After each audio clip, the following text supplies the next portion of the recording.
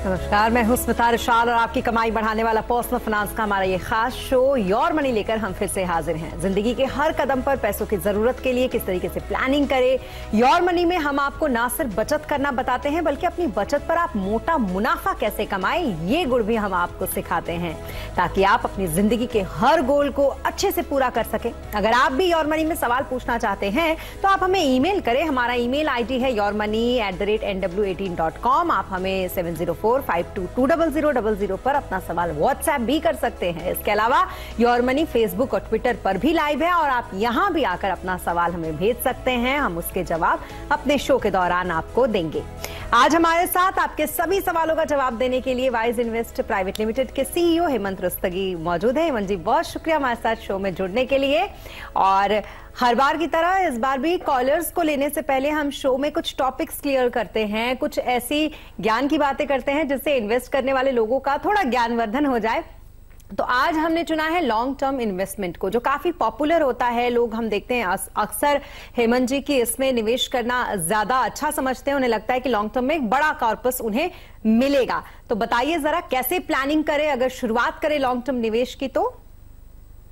Ji, I think बिल्कुल ठीक है। जब हम लॉन्ग टर्म इन्वेस्टमेंट की बात करते हैं तो हमारे जो लाइफ के जो कुछ इंपॉर्टेंट गोल्स हैं वो एक्चुअली लॉन्ग टर्म गोल्स होते हैं और उन सभी गोल्स के लिए हमको एक बड़े कॉर्पस की जरूरत पड़ती है। जैसे चाहे वो कोई बड़ी एसेट खरीदनी हो, चाहे घर खरीदना हो, या फिर बच्चों की एजुकेशन हो, या फिर हमारी खुद की रिटायरमेंट हो, तो ये कुछ बहुत ही इंपॉर्टेंट गोल है। और जैसा आपने बिल्कुल सही कहा, लंबा समय है, तो कहीं ना कहीं आपकी इन्वेस्टमेंट ऑप्शन सही हो, आपकी स्ट्रैटेजी सही हो। तो आई थिंक किस तरीके से इन्वेस्ट करें या कहाँ पे इन्वेस्ट करें, उससे पहले एक दो इंपॉर्टेंट एस्पेक्ट हैं लॉन्ग टर्म इन्वेस्टमेंट के, उसके बारे में डेफिनेटली कुछ बात करना चाहूंगा। देखिए, जब हम इन्वेस्टमेंट करते हैं तो एज एन इन्वेस्टर सबसे पहला ख्याल हमारे पास ये आता है कि हमारे जो पैसा हम इन्वेस्ट कर रहे हैं, प्रिंसिपल अमाउंट जो है, उसमें कोई लॉस नहीं होना चाहिए। तो हमारी जो भी इन्वेस्टमेंट स्ट्रैटेजी बनती है वो पहले सबसे हमारा जो बड़ा फोकस है वो यहाँ पे रहता है। इंपॉर्टेंट चीज ये है हर इन्वेस्टर को समझने की कि जब हम लॉन्ग टर्म की बात करते हैं, ये जो रिस्क है, रिस्क टू कैपिटल, ये जनरली शॉर्ट टर्म में या मीडियम टर्म में आता है। लॉन्ग टर्म में आप किसी भी ऑप्शन में जाएं, अगर आप एक डिसिप्लिन इन्वेस्टर हैं, अच्छे से आपने अपने ऑप्शन को चुना है, तो कैपिटल रिस्क के चांसेस बहुत बहुत कम होते हैं। लेकिन उससे बड़ा एक रिस्क है। तो जब भी आप लॉन्ग टर्म की बात करें तो ये रिस्क को हमेशा ध्यान रखिए, जो है इन्फ्लेशन का रिस्क।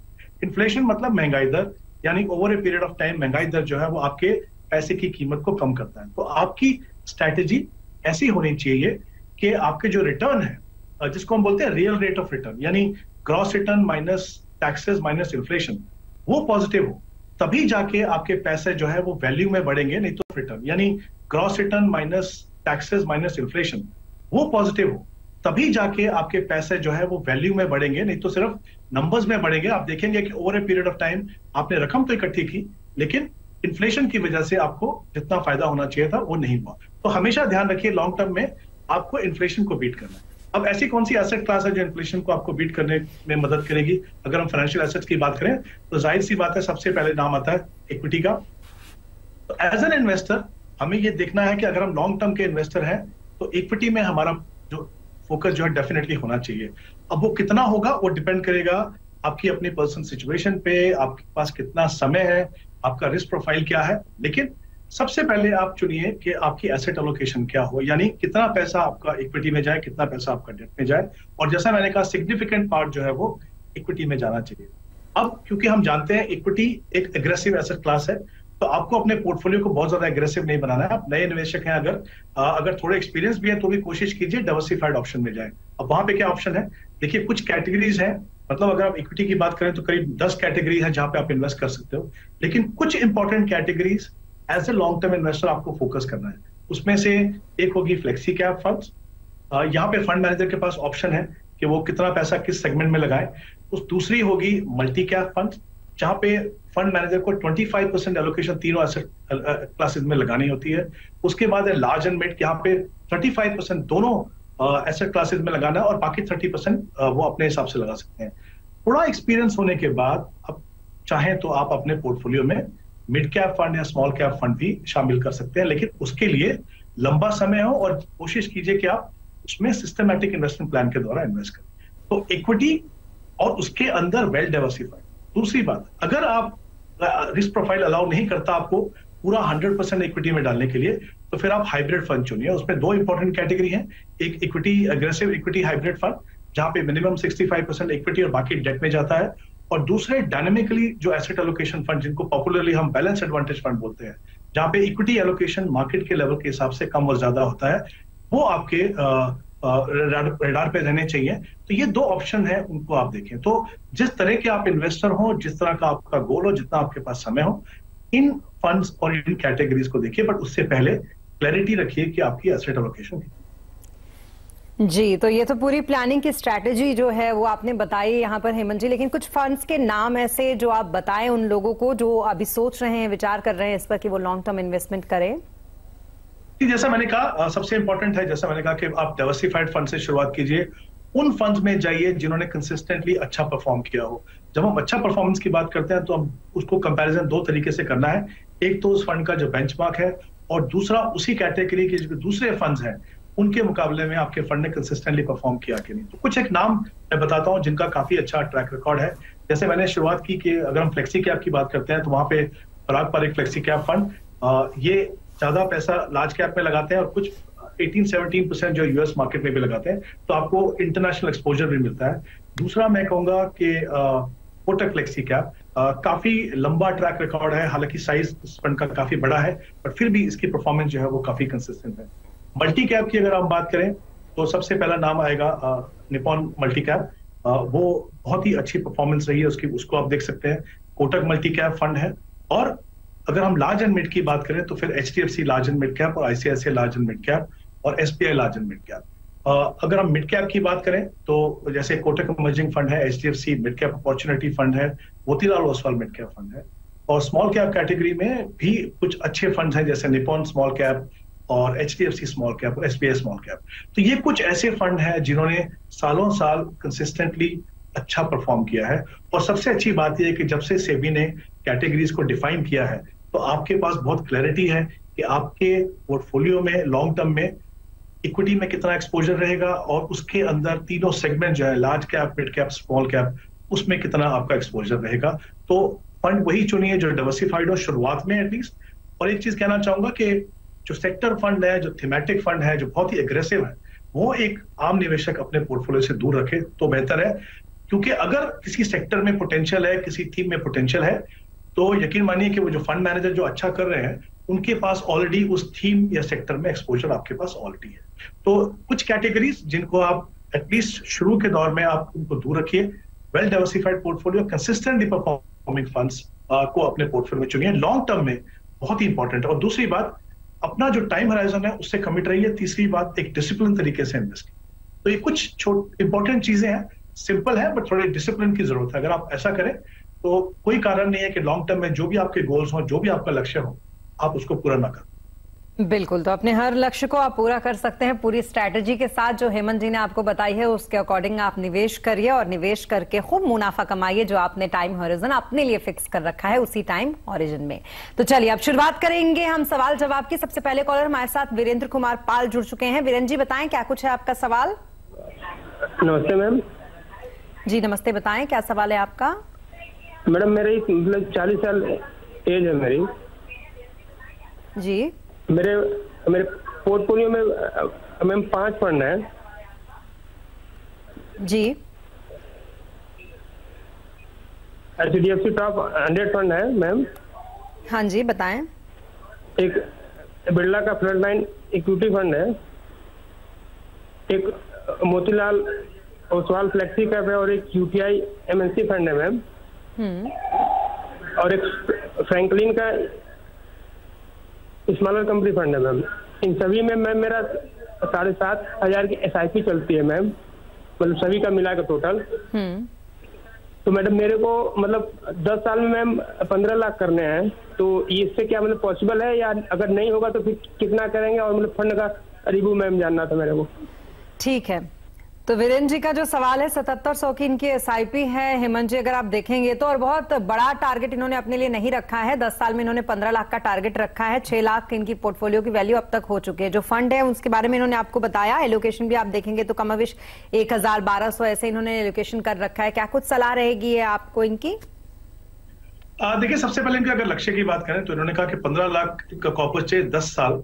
तो अगर मैं ये मान के चलूं कि वो यहाँ से 10 साल की बात कर रहे हैं और इनके पास ऑलरेडी एक्यूमुलेटेड कॉर्पस है 6 लाख का, तो मेरा ये मानना है कि अगर वो कॉर्पस जो उन्होंने एक्यूमुलेट किया है और जो इन्वेस्टमेंट जो 7,700 पर मंथ अगर ये 10 साल तक कंटिन्यू करते हैं, तो इनका जो एक्यूमुलेटेड कॉर्पस होगा, मैं यहाँ पे 12% की एनुअलाइज रिटर्न मान के चल रहा हूँ, क्योंकि जब आप 10 साल के लिए इन्वेस्ट करते हैं तो आप उतनी उम्मीद कर सकते हैं कि इस तरह का रिटर्न आपको इक्विटी पोर्टफोलियो से मिलेगा। तो मुझे लगता है कि इनका जो कॉर्पस होगा करीब 36 लाख बनेगा।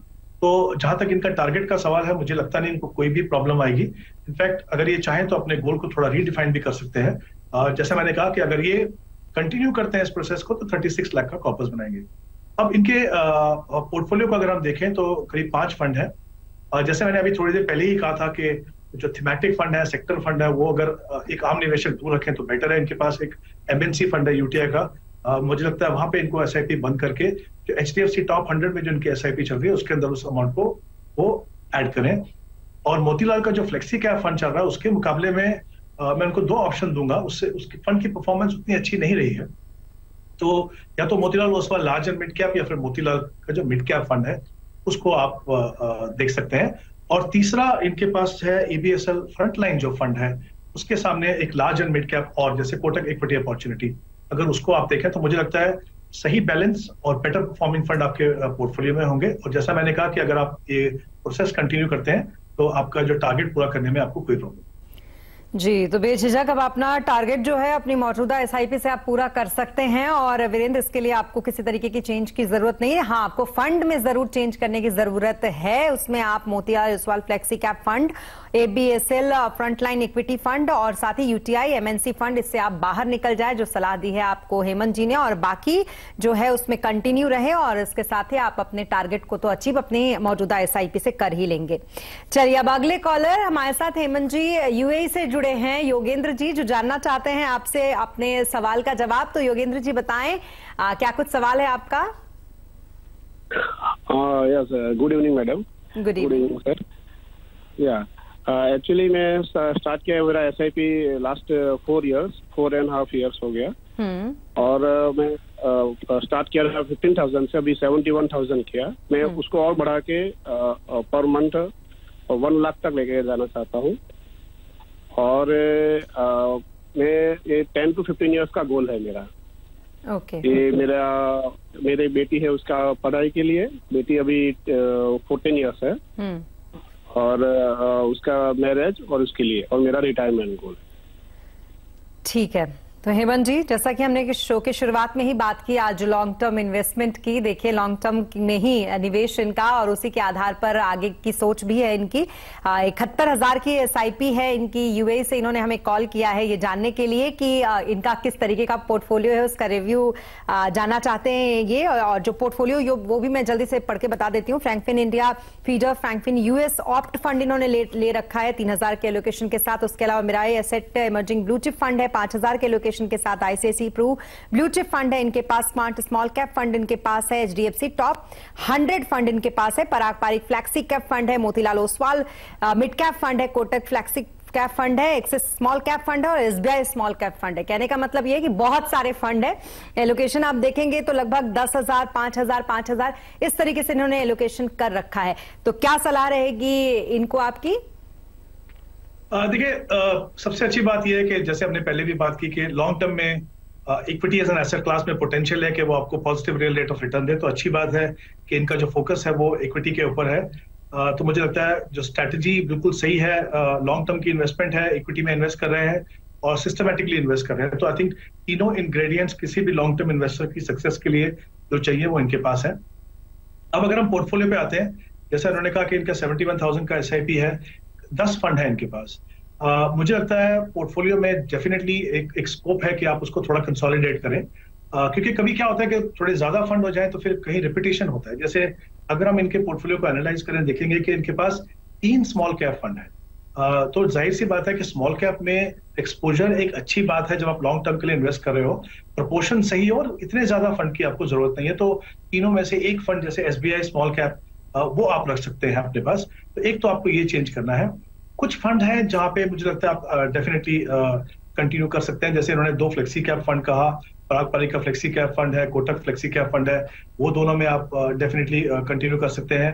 एक यूएस अपॉर्चुनिटी फंड है, डेफिनेटली कुछ एक्सपोजर अगर यूएस मार्केट में हो, हालांकि जो पराग पारिक फंड है वहां पे भी जैसे मैंने कहा करीब 18-19% एक्सपोजर यूएस मार्केट में है आपके पास, तो बट वो कंसंट्रेटेड बेट है और ये थोड़ा डाइवर्सिफाइड पोर्टफोलियो है, तो उसके हिसाब से आई थिंक वो भी आप कंटिन्यू कर सकते हैं। और मोतीलाल ओसवाल का जो मिड कैप फंड है वहां भी आप कंटिन्यू कर सकते हैं। उसके अलावा HDFC टॉप 100 वो भी आप कंटिन्यू कीजिए। लेकिन बाकी जो फंड्स हैं, जैसे मैंने कहा 2 स्मॉल कैप फंड और मिरई का जो लार्ज एंड मिड है, वो जो बाकी जो फंड्स हैं उनको आप थोड़ा कंसोलिडेट कीजिए, वहां पे डिसकंटिन्यू कीजिए और 21,000 रुपीज आपके पास होगा फिर से एलोकेट करने के लिए। तो उसमें 5,000 जैसा मैंने कहा आपने SBI स्मॉल कैप अगर एक फंड रखा है तो उसमें स्कोप है कि आप थोड़ी इन्वेस्टमेंट बढ़ा दें 5,000 से, और एक मल्टी कैप फंड रखें अपने पोर्टफोलियो में जो निपॉन इंडिया मल्टी कैप जिसकी मैंने पहले बात की, उसमें 16,000 आप इन्वेस्ट कर सकते हो। तो कुछ चेंजेस 3 या 4 फंड आपके पोर्टफोलियो में कम हो जाएंगे, कंसोलिडेट हो जाएगा, और जिस तरह का एक्सपोजर आपको डिफरेंट मार्केट सेगमेंट में चाहिए वो मिलेगा, और शायद बेटर परफॉर्मिंग फंड आपके पोर्टफोलियो में होंगे। तो इंपॉर्टेंट ये है कि आप डिसिप्लिन को बनाए रखें, और जैसा मैंने कहा समय समय पे ध्यान रखिए कि आपकी जो कमिटमेंट है वो इक्विटी से, equity as an asset class, fund से नहीं है। तो फंड को आप रेगुलरली मॉनिटर कीजिए, लेकिन ऐसा नहीं है कि आपको हर 3 महीने 6 महीने में बदलाव करना है, क्योंकि हर फंड मैनेजर का फंड उस फेज में जाता है जब उसकी परफॉर्मेंस थोड़ी कम होती है, क्योंकि जो पैसा जो है मार्केट में वो एक सेट ऑफ सेक्टर से दूसरे सेट ऑफ सेक्टर में जाता है, इसके लिए होगा। इसका मतलब ये नहीं कि फंड अच्छा नहीं है, समय दीजिए लेकिन उसको मॉनिटर कर दीजिए।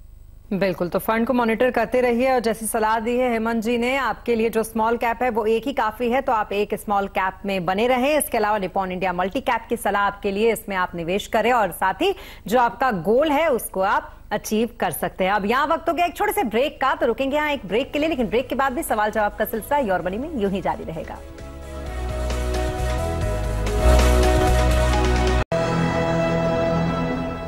ब्रेक के बाद एक बार फिर आपका स्वागत है। आप देख रहे हैं पर्सनल फाइनेंस से जुड़ा हमारा ये खास शो योर मनी, जहां हम देते हैं आपके हर सवाल का जवाब। और अब हमारे साथ इस वक्त मेल के जरिए सवाल भेजा है राजन ने। इनका सवाल है, मैं पढ़ के बताती हूँ आपको। हेमंत जी, मौजूदा निवेश इन्होंने 12,500 की SIP कर रखी है। 5 साल में अगर आप देखें तो 7 साल के बाद इक्विटी फंड में निवेश करने की बात इन्होंने कही है, और 7500 का अतिरिक्त निवेश ये करना चाहते हैं। इसके अलावा HDFC mid cap opt fund में 50,000 का एक मुश्त निवेश यानी कि लमसम भी इन्होंने कर रखा है। पोर्टफोलियो का रिव्यू ये चाहते हैं। पोर्टफोलियो इनका SBI फोकस इक्विटी फंड में 2,000 का एलोकेशन है, HDFC स्मॉल कैप फंड में 3,000 का एलोकेशन है। इसके अलावा SBI निफ्टी इंडेक्स फंड अगर आप देखेंगे तो 2500 का एलोकेशन इसमें इन्होंने कर रखा है।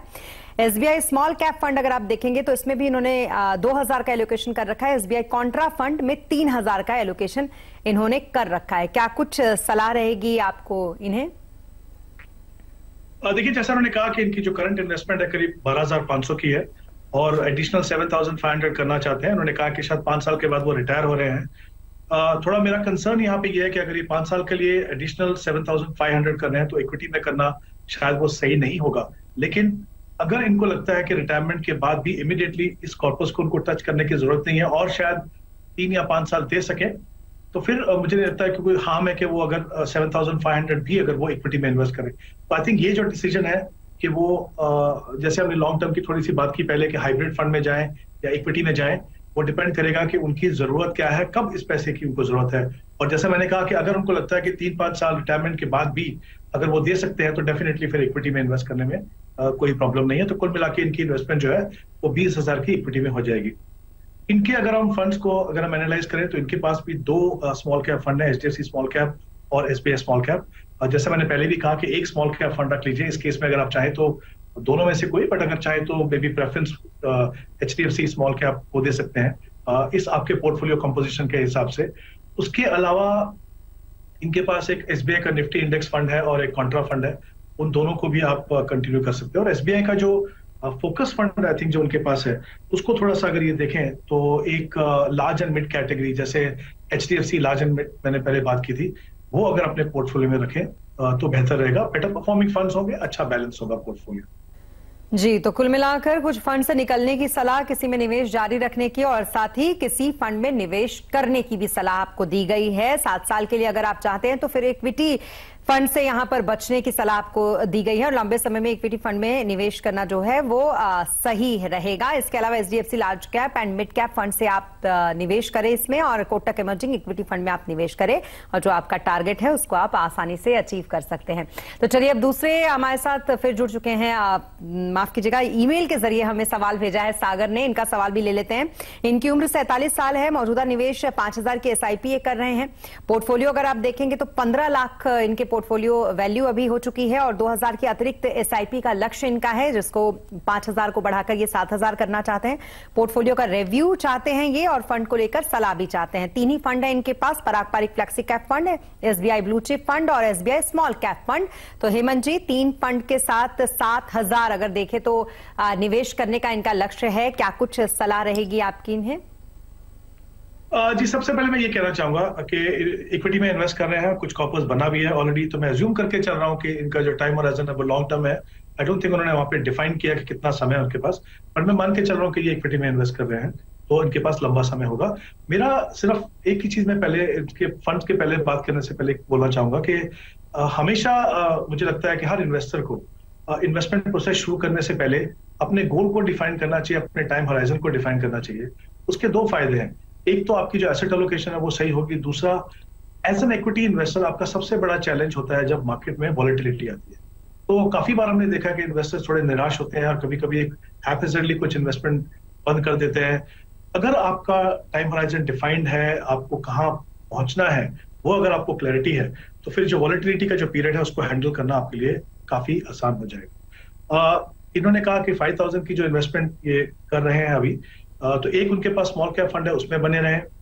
परागपारिक का फ्लेक्सी कैप फंड जो वहां पे शायद 1000 पे इन्वेस्ट कर रहे हैं। 2000, क्योंकि ये काफी अच्छा फंड है, जैसे मैंने पहले भी इसके बारे में बात की, तो ये 2000 जो एडिशनल उनको इन्वेस्ट करना है, मुझे नहीं लगता कि उनको और कोई फंड ऐड करने की जरूरत है। उसी फंड में वो अगर चाहें तो अपना 2000 ऐड कर सकते हैं। और एसबीआई ब्लू चिप की जगह पे अगर एसबीआई लार्ज एंड मिड ले ले तो वो मुझे बेहतर लगेगा, क्योंकि एक तो लार्ज कैप का एक्सपोजर आपको परागपारिक में मिल रहा है और लार्ज एंड मिड कैप में भी मिलेगा, साथ में जो आपका जो कंपोनेंट मिड कैप का बढ़ना चाहिए पोर्टफोलियो में वो भी बढ़ेगा। तो ये कुछ बदलाव और एडिशनल पैसा भी एग्जिस्टिंग फंड में आप जी, तो थोड़ा बहुत बदलाव करें और जिस फंड में आप निवेश कर रहे हैं उस फंड में ही थोड़ा सा बदलाव करके, लेकिन जो आप 2000 का अमाउंट और इन्वेस्ट करना चाहते हैं वो आप इसी में इन्वेस्ट कर सकते हैं। इसी में जो एलोकेशन है वो बढ़ा सकते हैं और इससे जो आपका गोल है उसको आप अचीव कर सकते हैं। लेकिन हाँ, जैसा कि हेमंत जी ने कहा कि बहुत जरूरी होता है कि जब अगर हम टारगेट फिक्स करते हैं तो टाइम हॉरिजन का भी हमें ध्यान रखना चाहिए। और कुल मिलाकर आज हमने पहले जब शो की शुरुआत की तो वहां भी हमने इसके बारे में बात किया कि लॉन्ग टर्म का निवेश और बहुत क्लैरिटी और डिसिप्लिन के साथ स्टिक होना चाहिए अपने उस निवेश पर कि हमको जो हमने टारगेट सेट किया है उसको हम अचीव करें। चलिए, अब इसी के साथ शो में आखिरी समय आ चुका है हेमंत जी, तो अब आपके टॉप 4 फंड्स आज के क्या है उन नए लोगों के लिए जो इन्वेस्ट करना चाहते हैं और उनके लिए भी जो पहले से इन्वेस्ट कर रहे हैं? जी, जैसे मैंने कहा शुरुआत में कि वेल डाइवर्सिफाइड फंड उन कैटेगरीज में जिनका कंसिस्टेंट परफॉर्मिंग ट्रैक रिकॉर्ड है। इनमें से काफी कुछ फंड्स के नाम मैंने शायद ऑलरेडी ले दिए जब आपने पूछा था मुझे, बट फिर से मैं बता दूं कि जो टॉप 4 फंड्स हैं डिफरेंट कैटेगरीज में, तो Nippon India multi cap fund, Kotak emerging equity जो मिड कैप कैटेगरी में है, HDFC large and mid cap और एक फ्लेक्सी कैप कैटेगरी में परागपारिक फ्लेक्सी कैप फंड। ये 4 फंड है। मुझे लगता है चाहे आप नए निवेशक हो, चाहे आप एक्सपीरियंस इन्वेस्टर हो, जिस तरह का इनका पोर्टफोलियो है, जिस तरह का इनका कंसिस्टेंट परफॉर्मेंस ट्रैक रिकॉर्ड है, मुझे लगता है ये हर पोर्टफोलियो में अपनी जगह बना सकते हैं। जी, तो चाहे आप नए हो या फिर आप पहले से इन्वेस्ट कर रहे हो, ये 4 जो फंड है इसमें आप इन्वेस्ट कर सकते हैं अपने सहूलियत के हिसाब से। आप इसमें अपनी तरीके से जैसा भी आपको लगे सहूलियत के हिसाब से आप इसको अपने पोर्टफोलियो में शामिल करें। अगर आप नए हैं तो इसके जरिए आप अपना पोर्टफोलियो बना सकते हैं। चलिए, बहुत शुक्रिया हेमंत जी हमारे साथ इस शो पर जुड़ने के लिए और कॉलर्स के सभी सवालों के जवाब देने के लिए बहुत शुक्रिया आपका। और इसी के साथ इस शो में फिलहाल इतना ही, लेकिन खबरों पर लगातार अपडेट के लिए आप बने रहें CNBC आवाज के साथ। नमस्कार।